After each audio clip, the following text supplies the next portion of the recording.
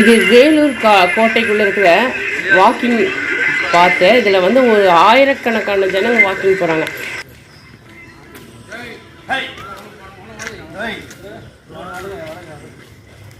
ஒருத்தர் தன்னோட நாயோட வாக்கிங் போகிறாரு. அந்த போயிட்டு மாடு இது பண்ணனா அவர் ஒரே கத்துறாரு பயந்து போயிட்டு.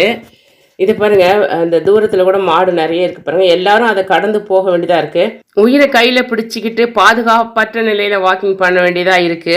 முன்னெல்லாம் இப்படி மானாவரியா திரியிற மாட்டை முனிசிபாலிட்டி புடிச்சுன்னு போய் வச்சுப்பாங்க.